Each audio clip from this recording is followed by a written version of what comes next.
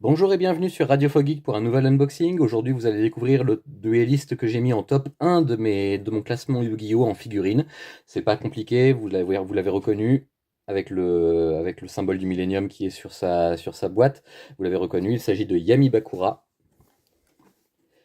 Yami Bakura que je mets en top 1 et je vais vous expliquer pourquoi en vous montrant la figurine. Alors, voilà à quoi ressemble la figurine. Il est beau, il est légèrement penché en avant, légèrement voûté.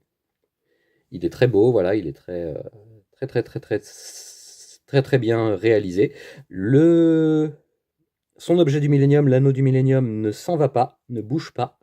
Donc c'est très appréciable par rapport au puzzle du Millennium qui nous avait fait bien galérer la dernière fois. Donc il est livré avec ses petits accessoires, bien sûr, les cartes à mettre dans sa main, et son disque de duel, bien sûr, à 4000 points, toujours. Voilà, à 4000 points toujours, donc il est au début de son duel. On va juste lui enlever son bras ensanglanté pour lui mettre le même bras, mais avec le disque de duel. Voilà, voilà, et ça bouge plus. Voilà, attention aux pointes des cheveux, elle pique vraiment beaucoup. Attention aux pointes des cheveux, elle pique vraiment beaucoup. Donc, dans cette main-là, nous allons lui mettre une petite carte. Voilà, vous voyez, ça marche nickel. Hop, voilà, petite carte SIM. Une petite carte SD comme d'habitude. Et dans cette main-là, nous allons lui mettre... Voilà. Alors, ça rentre vachement mieux avec lui qu'avec Kaiba et Yami Yugi. Je ne sais pas pourquoi, peut-être parce que il a eu peut-être une meilleure finition par rapport aux deux précédents, je ne sais pas. En tout cas, voilà, les cartes sont vachement plus faciles à fixer dans ses mains. Je vais vous le montrer plus en avant.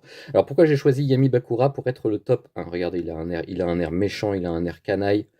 C'est Yami Bakura, la Némésis, l'ennemi juré.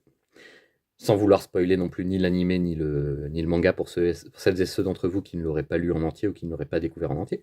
Donc pourquoi j'ai mis Yami Bakura en premier? Eh bien parce que tout simplement, si vous vous rappelez bien, le thème de prédilection de mon classement, c'est le hasard.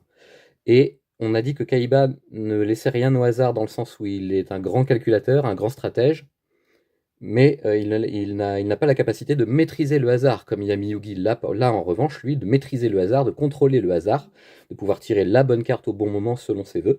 Mais j'ai mis Yami Bakura au-dessus de ça encore, et pourquoi? Tout simplement parce que Yami Bakura, sans vouloir vous spoiler, eh bien, n'a pas besoin de contrôler le hasard. Il n'a pas besoin il n'a pas besoin de contrôler, il n'a pas besoin de chercher à contrôler le hasard, de chercher à tromper le hasard, puisqu'il est le hasard lui-même. Il est l'incarnation même du hasard, il est l'incarnation même de l'aléatoire et du chaos. Et je vais pas aller plus avant dans cette théorie, puisque je risquerais de vous spoiler le manga et l'animé pour celles et ceux qui ne l'ont pas encore regardé ou qui ne l'ont pas encore vu en entier ou lu en entier. Mais voilà, sachez que Yami Bakura est un personnage très sous-estimé au départ, mais qui va prendre de l'ampleur de plus en plus, et qui, évidemment, a une importance directe, directement liée à la mémoire du pharaon. Et vous en saurez plus quand vous arriverez au dernier arc de l'animé, justement, la mémoire du pharaon.